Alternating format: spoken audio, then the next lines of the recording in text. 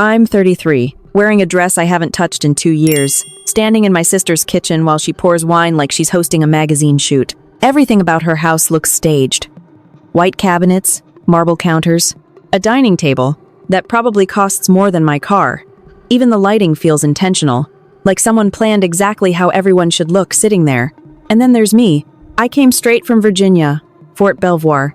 I packed one small bag, grabbed the least wrinkled dress I owned, and drove up early that morning. I didn't think too hard about what I'd wear because, honestly, it never really mattered in this house. It never does. Emily is standing at the center of everything, laughing too easily, moving from one person to another like she owns the air in the room. Her husband, Mark, is opening another bottle of wine, talking about some deal that closed last quarter. My mom is helping in the kitchen, even though Emily already hired someone to handle most of the food. My dad is sitting at the table, quiet as always, watching everything without saying much. I walk in, and for a second, nobody notices. That part hasn't changed. "Hey, you made it," Emily says eventually, like I just walked in from next door instead of driving 6 hours. She gives me a quick hug, already half turned away before it's over. "You look tired," she adds, glancing at me like she's trying to be polite. "Long drive," I say. It's easier than explaining anything. She nods, then smiles at someone behind me. "We're almost ready to sit. Just grab a drink." I don't. I take a glass anyway and hold it because that's what you do here. You hold something so your hands don't look out of place. We all move to the dining table. It's one of those long ones where everyone has a specific seat, even if nobody says it out loud. Emily sits at the head, Mark across from her, my parents on one side. I end up at the far end next to a cousin I haven't seen in years. The food looks perfect. Turkey carved clean. Everything arranged like it belongs in a catalog. For a while, it's just normal conversation. Safe topics. Weather, travel. Someone asks about flights. Someone else complains about traffic. Then slowly, it shifts. It always does. "So, Rachel," Emily says, cutting into her turkey without looking up at first. "How long have you been at that base now?" "Fort Belvoir." "About a year," I say. She nods like she's filing that away. "And you're still, what is it again?" "Intelligence," I answer. "Army." "Right," she says, smiling. But it's the kind of smile that doesn't really land. "Still in the Army." There's a pause. Not long, but enough. Mark jumps in. "That's gotta be intense, right? All that stuff overseas." "Some of it," I say. "A lot of it's just analysis, briefings, making sure the right people have the right information." He nods like he understands, even though I can tell he doesn't. Emily takes a sip of wine. "So, what's the plan?" I look at her. "What do you mean?" "Like long term," she says, finally making eye contact. "You've been in for what? Over a decade now? Close to it, right? So, what's next?" There it is, the question that isn't really a question. "I'm where I want to be," I say. She tilts her head slightly. "Sure. I just mean, are you staying in forever?" "I haven't decided yet." Another small pause. She sets her fork down. "I guess I just don't get it," she says, a little louder now, enough for everyone to hear. "You're smart. You always were." Nobody says anything. She keeps going. "Instead, you chose something that, I don't know, it just doesn't really go anywhere." My mom shifts in her seat. "Emily, no, I'm not saying it's bad." Emily cuts in quickly. "I just think at some point you have to think about your future." I take a breath. Slow, steady. "This is my future," I say. She gives a small laugh. Not mean, just dismissive. "Rachel, come on. Everyone's listening now." She leans back in her chair, arms crossing loosely like she's settling into something. "You're 33. You're still in the Army. You're still renting." Her voice is calm, controlled, and really, that almost makes it worse. At some point, you have to admit this isn't working. The words land exactly how she intends them to. Not loud, not dramatic, just clean and direct. Failure, without using the word. No one jumps in to defend me. My mom looks down at her plate. My dad stays completely still, like he's measuring something. Mark suddenly finds his glass very interesting. I've heard versions of this before. Different wording.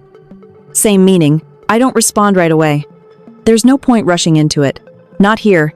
Emily waits a second, then fills the silence herself. I just don't want you waking up in 10 years and realizing you're stuck, she says, softer now.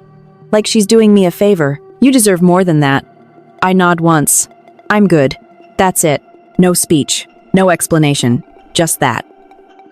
For a second, she looks almost disappointed, like she expected more. The conversation shifts again after that. Someone asks about dessert. Someone laughs at something small. The tension doesn't disappear. It just gets pushed to the edges of the room. I focus on my plate, taking small bites, letting the noise fill in around me. This part I know how to do. Stay quiet. Let it pass. My phone buzzes in my lap. It's instinct at this point. I glance down without thinking. An email preview lights up the screen from my financial advisor. Subject line, follow-up on investment allocation. There's a number in the preview, bigger than anything that belongs at this table. I move to lock the screen. Too late. Emily's eyes flick down for half a second, then back up, then down again. Her fork stops halfway to her mouth. What was that? She asks. I keep my voice even. Just work stuff. She doesn't look convinced. Work, she repeats. I slide the phone face down on the table. It's nothing important. She leans slightly to the side, trying to catch the edge of the screen again. I saw a number, she says. What was that? Was that a bank thing? Now people are paying attention again. It's just an email, I say. She stares at me, eyes narrowing just a little. That didn't look like nothing. There's something in her tone now. Not curiosity. Something sharper. I can feel the shift happening again, the way it always does in this house. Something small turning into something bigger. I keep my hand still on the table. It's handled. She doesn't drop it. Of course she doesn't. What kind of number was that? She asks, leaning forward now like she's trying to solve a problem. I don't answer. For a moment, the only sound is the clink of a fork against a plate somewhere down the table. Emily's eyes stay on me, focused, locked in, like she just noticed something that doesn't fit. And she's not the type to let that go. Her eyes stay on me long enough that I can feel the room shifting again. I don't pick up the phone. I don't explain. I just sit there, letting the silence stretch a little longer than she's comfortable with. It's not the first time I've done this. It's just the first time she's noticed. Rachel, she says, slower now, like she's trying to piece something together. What kind of email was that? I keep my tone flat. Just numbers. That's not what I asked. Of course it isn't. She's not asking for information. She's asking for control. And for most of our lives, she's had it. Not in some obvious dramatic way. Nothing that would stand out if you weren't looking for it. It was always quieter than that. It started early. Emily was the kind of kid people noticed. Loud in the right way. Funny when it counted. She knew how to talk to adults like she belonged in their conversations. Teachers loved her. Neighbors remembered her name. Family friends always had something nice to say about her. I was there. Not invisible. Just not the one anyone focused on. At birthday parties, people asked Emily what she wanted to be when she grew up. With me, it was more like, and how are you doing in school? It sounds small. It probably is. But when it happens over and over, it adds up. By the time we hit high school, the gap was obvious. Emily was student council, homecoming court, always surrounded by people.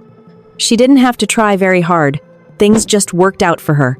She had the right friends, the right teachers, the right kind of confidence that made everything look easy. I signed up for JROTC, not because it was some grand plan. I just wanted something that felt structured, clear. You showed up, you did the work, you earned your place.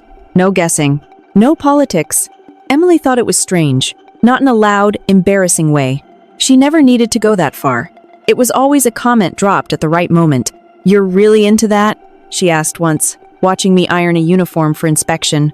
It's fine, I said. She leaned against the doorframe, arms crossed. It just seems like a lot.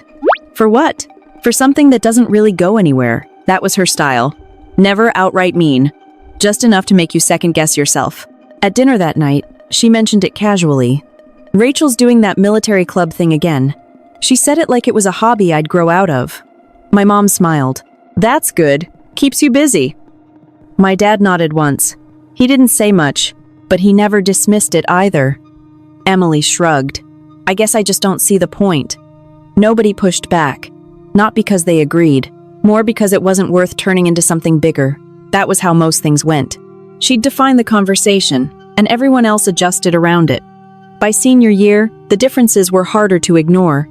Emily had already been accepted into a private university. My parents were helping with tuition.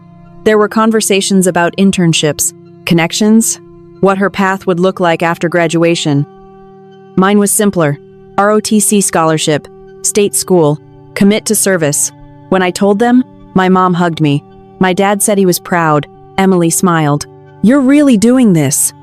"Yeah." "For how long?" "At least 4 years." She nodded slowly. "That's a big commitment." "It is." She picked up her phone, scrolling through something. "I just hope you don't get stuck." That word again. Stuck. It stayed with me longer than it should have. Not because I believed it, but because I knew she did. College made the gap even wider. Emily's world expanded in all the ways you'd expect. New city. New people. Internships that came through introductions, not applications. She learned how to move in those spaces fast. Networking events. Dinners. Conversations that sounded casual but clearly weren't. Every time she came home, she had a new story. Someone she met. Something she was working on. Plans that already had momentum behind them. I had a schedule. Classes. Training. Early mornings. Long days. There wasn't much to talk about that fit into her world. When I did try, it never quite landed. "So, what do you actually do?" she asked once, halfway through winter break. "Training. Leadership stuff. Physical. Academic." She nodded, but her attention drifted. "Right." Then she turned to my mom. "I met someone from Deloitte last week." That's how it went. Not cruel, just dismissive. By the time I graduated and commissioned, she was already working in Boston. Corporate job, good salary. The kind of position people understand without needing an explanation. When I told her where I was being stationed, she paused for a second. "Where is that?" she asked. "Georgia." She smiled. Polite, but thin. "That's far." "It's part of it." "Yeah," she said. "I just thought you might want something more stable." Stable. That word again. It followed me into my early years in the Army. Every phone call home had some version of it. "How long are you planning to stay in? Do you think you'll transition out? Have you thought about what comes after?" Most of it came from my mom, but I could hear Emily in the background sometimes, not directly saying it, just shaping the conversation. Emily's life, meanwhile, looked exactly how she'd always said it would. She moved into a better apartment, then a bigger one, then a house. She met Mark through work, finance, confident, the kind of guy who fit into her world without effort. Their wedding was exactly what you'd expect. Perfect venue, perfect lighting, everything timed down to the minute. I stood next to her as a bridesmaid, wearing something she picked out months in advance. At the reception, someone asked what I did. "Army," I said. They nodded. "That's great." Then they turned back to Emily, asking about the honeymoon. That was the pattern. Over time, I stopped trying to adjust to it. I focused on what I could control. Work, performance, decisions that didn't need anyone else's approval. I started putting money away early. Not because I had a plan for millions, just because it made sense. Less spending, more saving, simple choices that didn't feel important at the time. Emily noticed. Of course she did. "You still drive that same car?" she asked once when I visited. "It works. You know, you don't have to live like that forever." "I'm not planning to." She gave me a look like she wasn't sure if I meant it. "You should enjoy things a little. You don't get extra points for struggling." I almost laughed at that. Struggling wasn't the point. But really, explaining that would have taken more energy than it was worth. Back at the table years later, she's still watching me the same way, trying to figure out what she missed. "What kind of numbers?"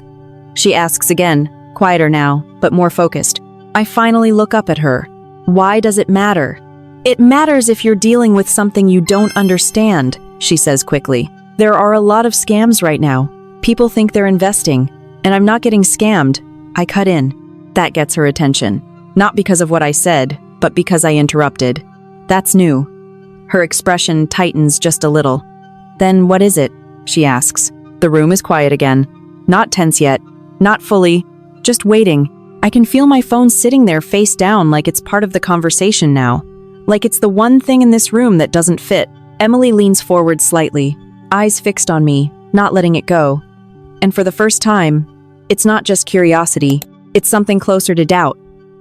I let that doubt sit there for a second, long enough that she notices I'm not rushing to fix it for her. That's new too. She's used to people explaining things to her, filling in gaps, making sure everything makes sense in her version of the world. I don't. It's handled, I say again.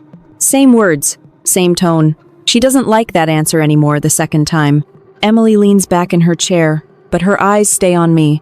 Not aggressive, not yet, just locked in, like she's trying to rerun everything she knows about me, and something isn't lining up. That feeling, being misunderstood, used to bother me more.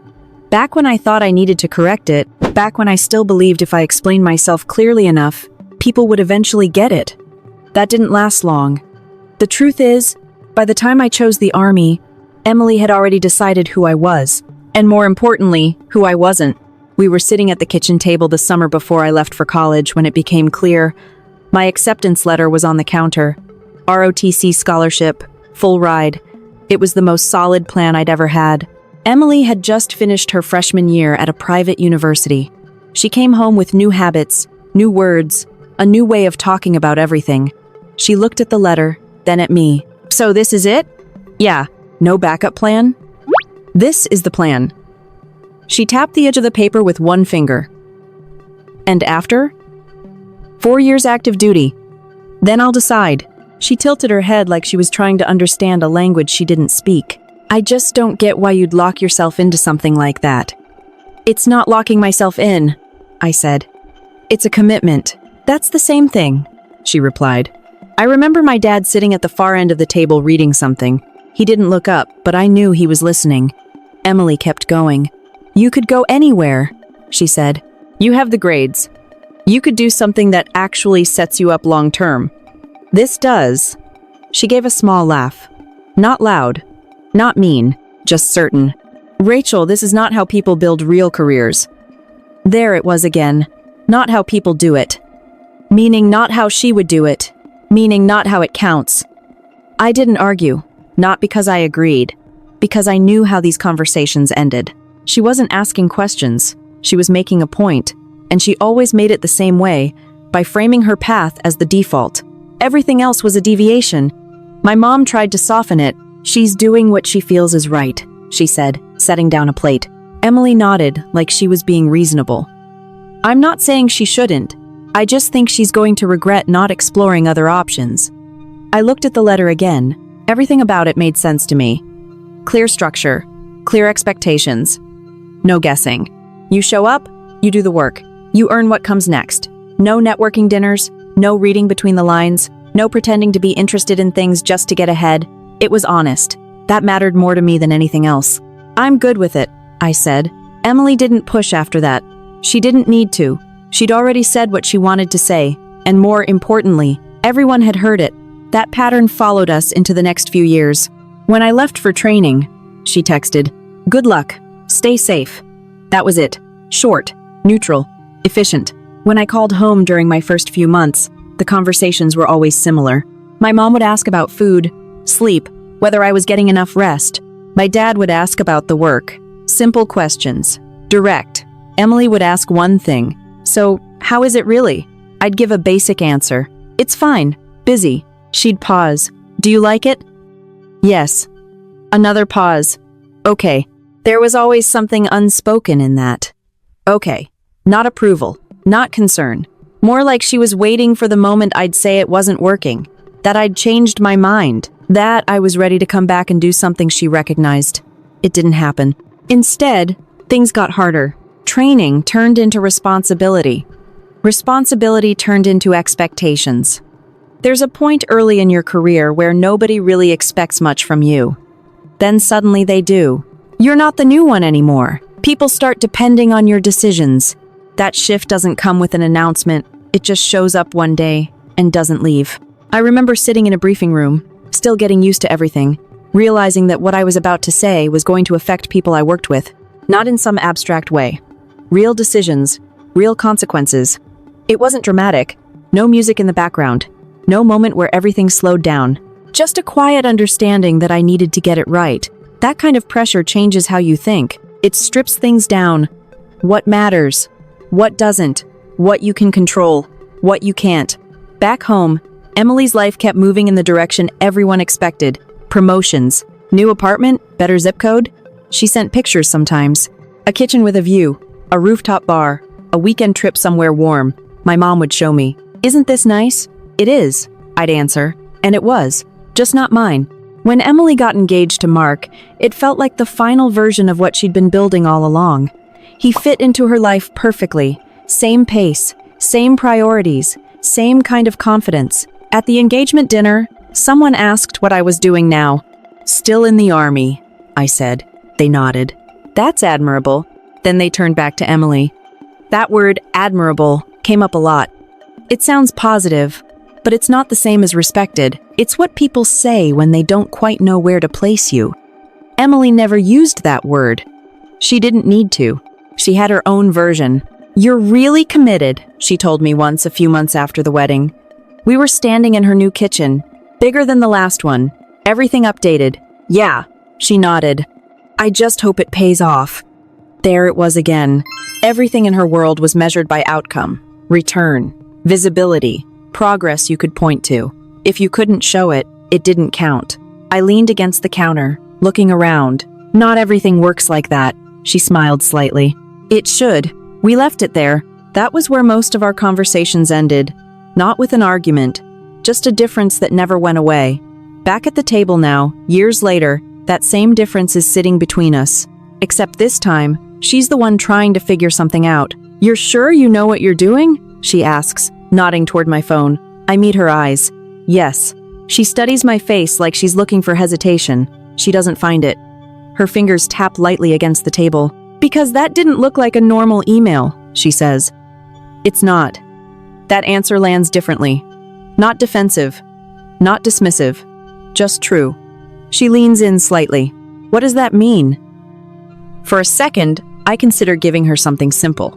Something that would close the conversation. I don't. Instead, I let the silence sit again. It's subtle, but I can see it now. The shift in her expression. Not curiosity anymore. Not even judgment. Something else. Like she's realizing there's a version of this conversation she hasn't accounted for. And she doesn't like not being prepared. She doesn't like not having the full picture. And I can see it in the way her posture changes. Less relaxed, more alert. Like she's trying to catch up without showing it. I pick up my fork again and take another bite like this is still just dinner. That used to be my default. Blend in. Keep things smooth. Don't create friction. It worked for a long time, especially in the early years after I got commissioned. That was probably the closest I ever came to believing she might be right. Not out loud. Never like that. Just small thoughts that showed up when things got quiet. Because the truth is, the army isn't impressive in the way people expect. There's no clean story you can tell at a dinner table that makes everyone nod and understand what you do. It's not one job. It's a lot of things that don't translate well. Long days. Early mornings, paperwork that matters more than it looks like it should, people counting on you to know things you're still figuring out, and the part nobody sees, the constant pressure to not get it wrong. Not in some dramatic way. Just consistently. I remember one of my first real assignments after training. Nothing big, no headlines, no stories. But it mattered. I was responsible for putting together briefings, information that would go up the chain, get passed along, and eventually land in front of people making decisions. At first, it felt like I was just organizing data. Then one day, someone asked a question based on something I had written. Not a big question, just a clarification, but it hit me in that moment. What I put together didn't just sit on a screen. It moved. And once it moved, I didn't control it anymore. That kind of realization sticks with you. It changes how careful you are, how much you check your work, how late you stay, making sure something makes sense. No one in my family ever asked about that. They asked where I was stationed, how long I'd be there, when I thought I might leave. Things that fit into a timeline, not what the work actually felt like. Emily especially. Every time we talked, it circled back to the same point. So, what's the end goal? She asked during one call. I'm doing what I signed up to do. That's not really an answer. It's enough for me. She paused.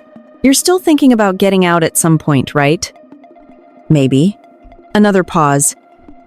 I just don't want you getting stuck somewhere you didn't plan to be. There was that word again. Stuck. Like the only version of success she recognized was forward motion. New title, new place, bigger everything.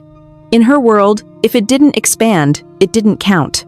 In mine, progress looked different. Sometimes it looked like not making the same mistake twice. Sometimes it looked like earning trust from people who didn't hand it out easily. Sometimes it looked like handling pressure without letting it show. Those things don't photograph well. You can't post them. You can't summarize them in one sentence. So from the outside, it just looks flat. That's where the doubt came in. Not every day, but enough. There were nights when I'd get back to my apartment, drop my bag, and sit there for a while without turning on the lights, thinking about how different everything looked from the outside. Emily's life made sense to people. Mine needed explanation. And if you have to explain something too much, people assume it's not working. I remember one visit home where it hit harder than usual.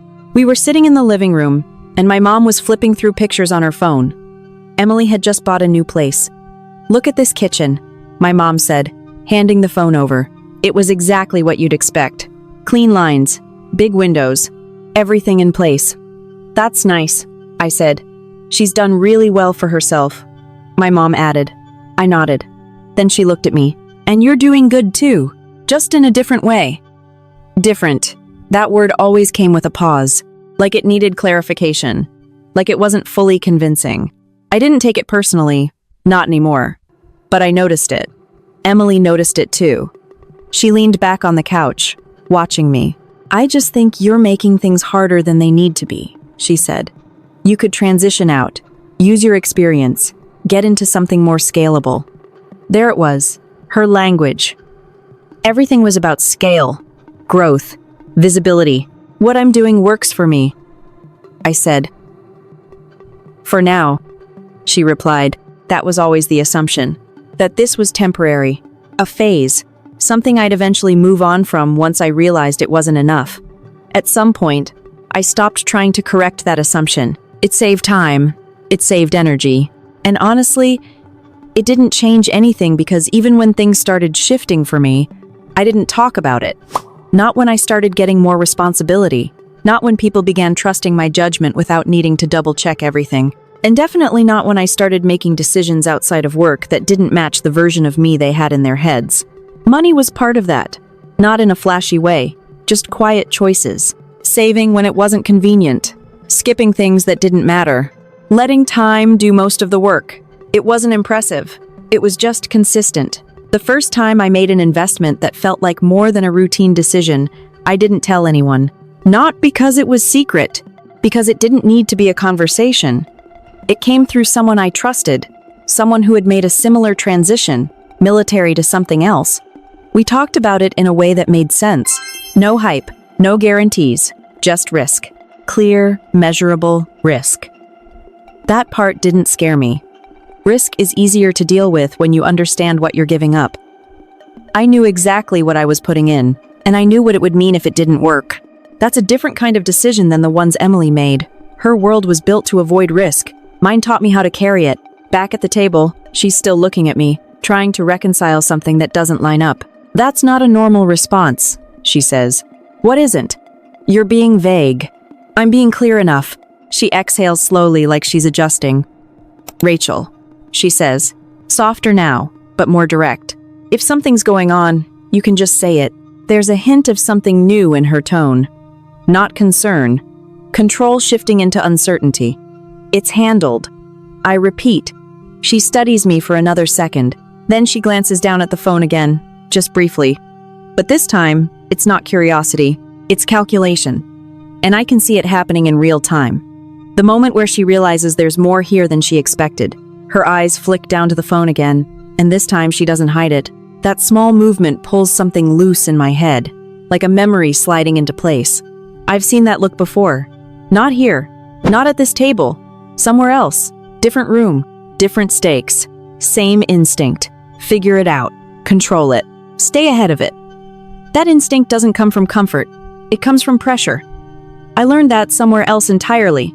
Not in kitchens like this. Not in conversations like this. It started during my first real deployment. The kind where the schedule stops making sense. Days blur together. Time gets measured in briefings, updates, and whatever problem lands in front of you next. There's no space for overthinking, just enough space to get it right. I was working a job that looked like nothing from the outside. Nothing cinematic, nothing anyone would recognize from a movie.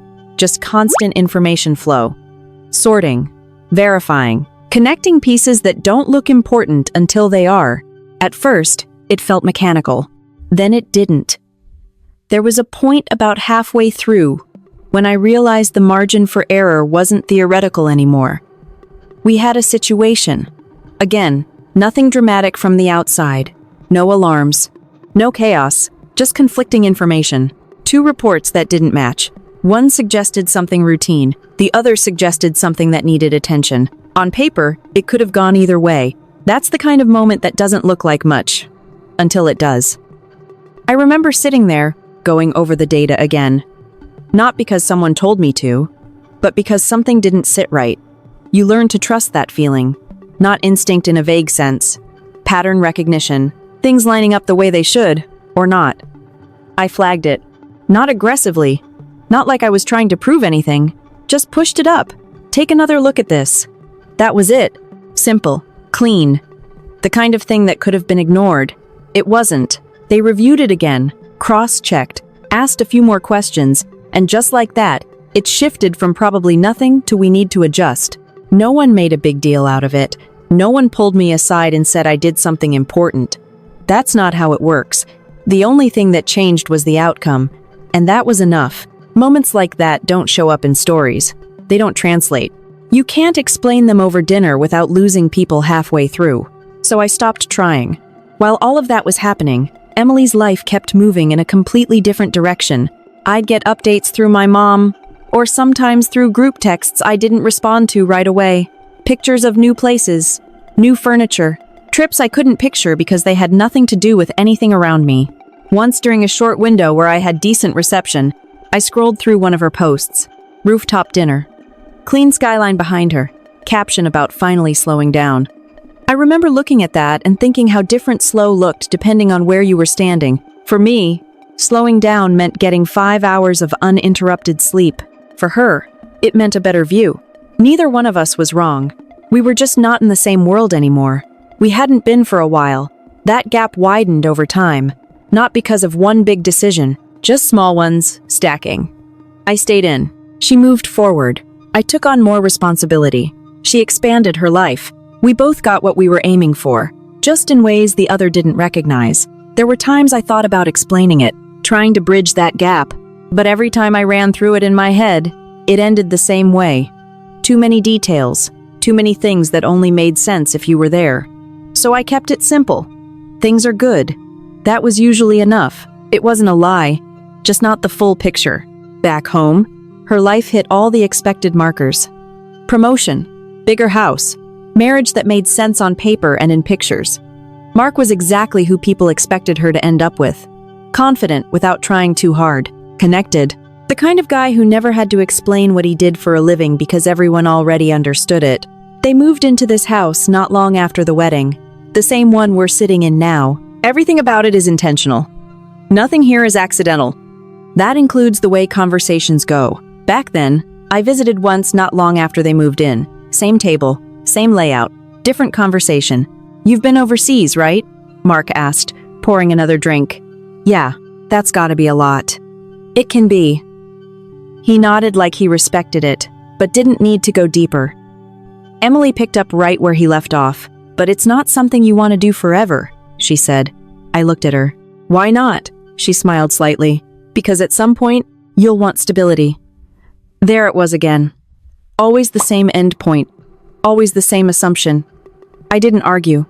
I just said, "We'll see." That answer never satisfied her. It wasn't supposed to. It left things open, unresolved. And Emily doesn't like unresolved things. She likes clarity, definitions, boxes that stay closed once you've labeled them.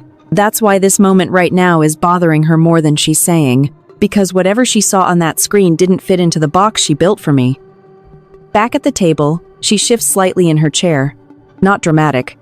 Just enough that I notice. "You're sure this is all legitimate?" she asks, choosing the word carefully. There it is. Not curiosity anymore. Suspicion. I almost smile. Yeah. That didn't look small, she presses. It's not. Another pause. She glances at Mark, then back at me. You've never mentioned anything like that before. I didn't need to. Her expression tightens just a fraction. That answer lands because it implies something she's not used to. That there are parts of my life she doesn't have access to. That she wasn't included. That she wasn't even considered. She leans forward again, slower this time. What exactly is it? The room is quiet again. Not awkward this time. Intentional. Everyone feels it, even if they don't understand it. I look at her, then at the phone, then back at her. And for a second, I think about how many times this dynamic played out the same way. Her asking, me explaining, her deciding what it meant. This time, I don't move to fill that space. I just let it sit there. And that's when it really starts to register for her that whatever she thought this was going to be, it isn't. I tap the edge of my glass once, just enough to break the silence without giving her what she wants. It's an investment, I say. That's it. Simple, accurate, incomplete. Her reaction is immediate. What kind of investment? The way she asks, it tells me everything. Not casual, not supportive, evaluating. I've heard that tone before too. Usually when she's explaining something to someone else, breaking it down, categorizing it, deciding where it fits. Now she's trying to do that with me, and she can't. Something I've been in for a while, I say. How long? A few years. Her eyes narrow slightly. Through who? I don't answer that right away. Not because it's a secret, because it's not a short answer. And I'm not about to walk her through it step by step like she's entitled to it. That part, the assumption that she should understand everything about my life that's new. Maybe it's always been there, and I just stopped noticing. It came through someone I trust, I say. She leans back again, processing. That's vague. It's enough. Mark finally speaks. What kind of returns are we talking about? He asks, trying to keep it neutral. But there's interest there now. That changes the dynamic slightly. It's no longer just Emily trying to figure something out. Now it's something else, something measurable. I don't look at him. I didn't say anything about returns. Emily cuts in quickly. But you said it wasn't small. It's not. She exhales through her nose, like she's holding back frustration. You don't just have an investment like that without knowing what you're doing. She says that like an accusation, but it lands closer to the truth than she realizes. Because I didn't know exactly what I was doing. Not at first. That part doesn't get talked about much. People like clean stories, clear decisions, confident moves. That's not how this started. It started with a conversation that could have gone either way. I met him through work. Someone who had been in, then transitioned out and ended up in a space I didn't understand at the time. Not flashy, not trying to sell anything, just someone who saw patterns. We talked a few times before anything even came up. About work, about the differences between environments, how decisions get made, how risk looks different depending on where you stand. Eventually, the conversation shifted. There's something you might be interested in, he said one day. That's how it started. No pitch deck, no big presentation, just a company, small, early, working on data systems that overlapped with government contracts. Nothing guaranteed. Actually, the opposite. High risk, limited visibility. You don't have to do anything, he told me. I just thought of you. That part mattered. Not because it made it safer, because it made it honest. I asked questions, not the kind Emily would ask. Not about scaling or market positioning. I asked what could go wrong. A lot, as it turned out. The company was early. Funding wasn't locked in long term. There were dependencies that could break if the wrong contract didn't come through. None of it sounded stable, which, really, made more sense to me. In my world, stability isn't assumed. You work with what you have. You plan for what might fail. You move anyway. I didn't decide right away. I sat with it. Ran through scenarios. What happens if it goes to zero? What does that actually change? At that point, most of what I had saved came from years of not spending much. Deployments, training cycles, long stretches where there wasn't much to spend money on, even if I wanted to. I wasn't risking a lifestyle. I was risking potential. That's a different calculation. When I finally made the decision, it didn't feel dramatic. No big moment, just a transfer. Numbers moving from one place to another. After that, nothing happened. For a long time, no updates that mattered. No sudden growth, just occasional check-ins that didn't change anything. If you're used to quick feedback, that kind of silence is uncomfortable. Emily wouldn't last a week in that space. Her world moves faster, more signals, more validation. This was the opposite. At one point, I almost pulled out. Not out of panic, just practicality. The money could have been used elsewhere, safer places, more predictable outcomes. I remember sitting in my apartment, looking at the numbers, thinking through it again. What changes if I exit now? What do I actually gain? The answer wasn't much. Security, maybe. Clarity.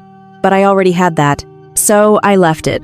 Not because I was certain. Because I was okay with not being certain. That's not something you can explain to someone like Emily. To her, uncertainty means you're missing something. To me, it means you're paying attention. Back at the table. She's still trying to map this onto something she understands. You invested in something high risk? She asks. Yes. And you're just okay with that? I was. She catches that. Was. I don't correct it. Not yet. Mark leans forward slightly now. What kind of company? He asks. Data, I say. Government-related. He nods like that helps. Emily doesn't look convinced. And this just worked out? Her tone carries a little more edge now. Not disbelief. Frustration, because the story she's hearing doesn't follow the rules she's used to. It's not that simple, I say. Then explain it. I shake my head slightly. It took time.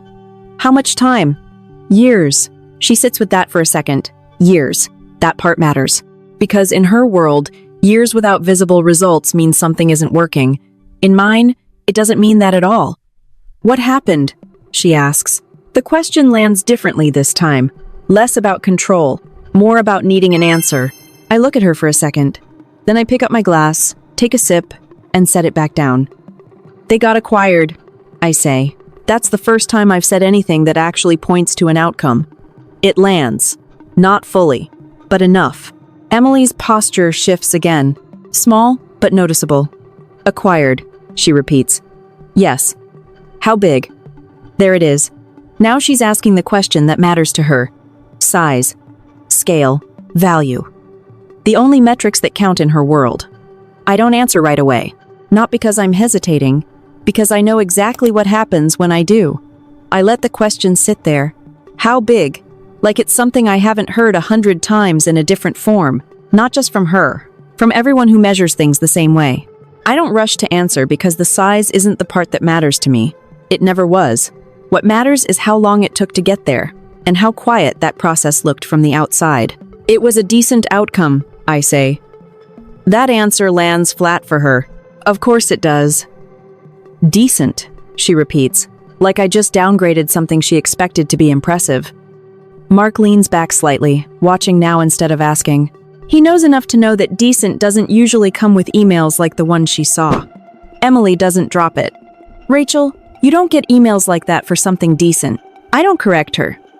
Instead, I think about how many years went into that one word. Years where nothing looked like it was working. Years where, if you had asked her or anyone at this table, they would have said she was right. That I was behind. That I had picked the slower path. That I was stuck. Back then, the investment didn't look like anything. There were no updates worth sharing. No milestones that translated into conversation. Just occasional messages that said things like still in development, funding round, delayed, waiting on approvals. None of that sounds like success. It sounds like something that's going nowhere. And for a while, I treated it that way. I didn't check it every day. I didn't track every movement. It wasn't that kind of investment. It was something that sat in the background while everything else moved forward. Work, assignments, life. The part that would have driven Emily crazy was the silence. No feedback, no visible progress, nothing to point to and say, this is working. In her world, that's failure. In mine, it was just incomplete. There was a stretch of time about 2 years in where I almost forgot about it entirely. Not because I didn't care, because there was nothing to react to. The company wasn't growing fast. It wasn't collapsing either. It was just there. That's the part people don't talk about. The middle. The long stretch where nothing confirms your decision and nothing proves it was wrong. Just time. And in that time, Everything else kept reinforcing her version of reality. Emily's life was easy to measure. Promotion, salary increase, new address, every step visible, every step validated. At family gatherings, the conversation naturally followed her. What are you working on now? How's the new place? Where are you traveling next? There were clear answers to all of those. When it came to me, the questions were different. How long are you staying in? Have you thought about getting out? Do you see yourself doing this forever? None of those questions assumed progress. They assumed uncertainty, like I was in a holding pattern. I didn't argue with it. I didn't try to reframe it because at that point, there was nothing I could show that would change their minds. And honestly, I didn't need to. That was the shift. Somewhere along the way, I stopped measuring my decisions against their expectations. Not in some dramatic way, just gradually. Less explaining, less defending, more focus on what actually mattered in my own space. That's when things started to feel different. Not easier, just clearer. I knew what I was doing. I knew why I was doing it. That was enough. The investment stayed in the background through all of that until it didn't. The first real update that meant something came through when I wasn't expecting it. Short email, nothing dramatic, just information. The company had secured something significant, not a final outcome, but movement, the kind that changes the trajectory. I remember reading it twice, not because it was complicated, because I wasn't used to seeing anything that pointed forward. That's when I started paying attention again. Not obsessively, just aware. More updates followed, still spaced out, still measured, but different. Each one building on the last. Momentum without noise. That's rare. And it's easy to miss if you're not looking for it. There was a point where I realized this might actually turn into something. Not guaranteed, but possible in a way it hadn't been before. That's when the thought crossed my mind again. Sell. Lock it in. Take whatever gain existed and move on. That's what made sense on paper. Reduce risk. Secure the outcome. Move forward. I sat with that decision longer than I expected. Ran through the same questions again. What changes if I sell now? What do I actually gain? Certainty. A smaller win. An outcome that made sense to other people. But something about that didn't sit right. Not because I was chasing more. Because the reason I got in hadn't changed. The fundamentals were still there. The risk was still understood. Nothing about the situation had actually shifted. Just the visibility of it. So I left it. Again. And really, that's not a decision you can explain to someone like Emily. To her, once something shows signs of working, you secure it. You don't wait. You don't leave things open. You definitely don't sit in uncertainty longer than necessary. But that's exactly what I did. Back at the table, she's still waiting for a real answer. Decent doesn't mean anything, she says. It does to me. She shakes her head slightly. That's not how this works. I don't respond to that. Because that's the point. It doesn't work the way she thinks it does. Mark finally speaks again. So, when did this happen? Recently. How recent? Not long ago. He nods slowly, piecing it together. Emily is still focused on the same thing. How big? She repeats. Her voice is tighter now, more controlled, less casual. This isn't curiosity anymore. It's pressure. She needs a number, something she can measure, something she can place above or below everything she already understands. I look at her. Really look this time. At the way she's leaning forward. At the way her hands are still now, like she's holding herself in place. At the way the entire room feels like it's waiting on one answer. And I realize something I hadn't thought about before. For the first time in our lives, she doesn't already know where I stand. I hold her gaze just long enough that she knows I'm not avoiding the question. I'm choosing how to answer it. That's different. It was enough, I say. She exhales sharply. That's not an answer. It is, I reply. Her jaw tightens a little. Not obvious, but I catch it. Emily isn't used to working this hard for information. Things usually come to her already organized, already explained, already framed in a way that makes sense. This doesn't. Mark looks between us, then back at me. Ballpark, he says, just so we're on the same page. There it is again. Numbers as translation. Something they can all understand. Something that turns whatever this is into a category. I rest my hands on the table, keeping them still. After everything cleared, I say, it came out to around 8. There's a small pause. 8 what? Emily asks immediately. Million. The word lands clean. No build-up. No emphasis. Just there. For a second. Nothing happens. Not the kind of silence from earlier. Not awkward shifting. This one is different. Still. Like the room just stopped adjusting. Mark blinks once, then leans back slowly. My mom's hand freezes halfway to her glass. My dad doesn't move at all. Emily just stares at me, not blinking, not reacting, just staring. It takes a few seconds before anything changes. That's not funny, she says. Her tone isn't angry. It's flat, like she's rejecting the idea before it has a chance to settle. I'm not joking.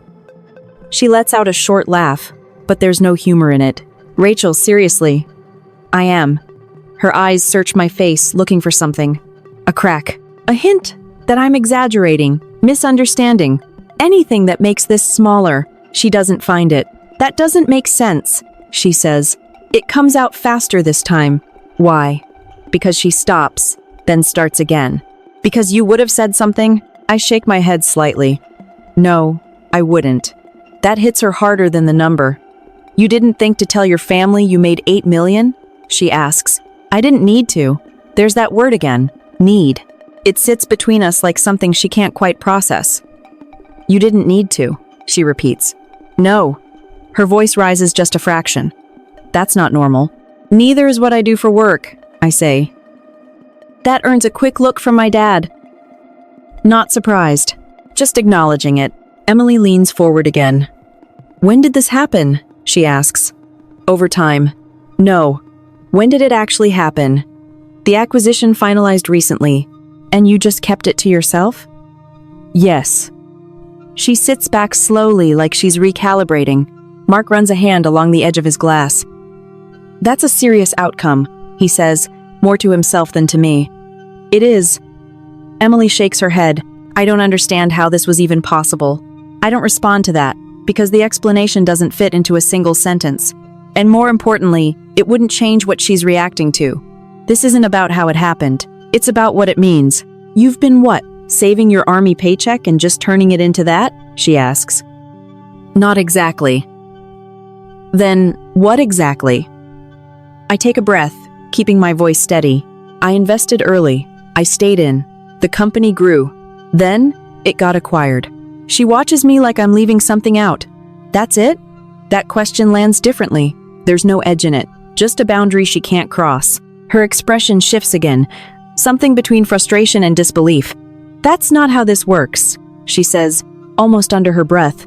It is for me. She looks at Mark like she's expecting him to back her up. He doesn't, not directly. He's still processing. You said it was data, he asks. Yes. Government contracts? Some. He nods slowly. That tracks. Emily turns back to me. That doesn't explain the scale. It doesn't have to. Her voice sharpens. Of course it does. You don't just go from this to 8 million without something in between. There was a lot in between. Like what? I pause for a second. Not because I don't have an answer. Because I'm deciding how much of it belongs here. Time, I say. Risk. Decisions that didn't look right from the outside. She lets out a breath, almost a laugh. So you're telling me you just guessed, right? No. Then what? I understood what I was getting into. She leans back again, arms crossing now. That doesn't sound like you. That one's honest. Not meant to be a jab. Just confusion. It's the first time she's said something that isn't trying to push or control, just trying to reconcile. That's because she's still thinking about the version of me she already decided on. That's because you're thinking about the version of me you already decided on. I say. The words come out calm, not defensive, not aggressive, just clear. Her expression tightens. I didn't decide anything. You did, I reply. A long time ago. The table goes quiet again. But this silence isn't passive. It's active. Everyone is paying attention now, not just to the situation, but to the shift. Emily looks at me like she's seeing something for the first time, or maybe realizing she's been looking at it wrong the entire time. That's not fair, she says. Neither was calling me a failure. That lands harder than anything else so far. Not because it's loud, because it's direct. She opens her mouth to respond, then stops. For a second, She doesn't have anything ready. That's new. Very new. My mom finally moves, setting her glass down carefully. Emily, she says quietly, like she's trying to slow things down. But it's already moving. Not fast, just in a direction that doesn't reverse easily. Emily's eyes flick back to me, still searching, still trying to find something that puts this back into a structure she understands. How much of that do you actually have? She asks.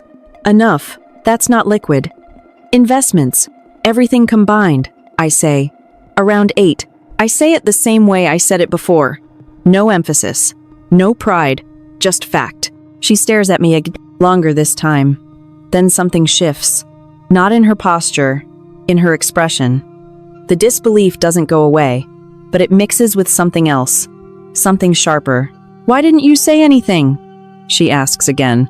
But this time, it's not about information. It's about position, about control, about the idea that she wasn't part of something she thinks she should have been part of.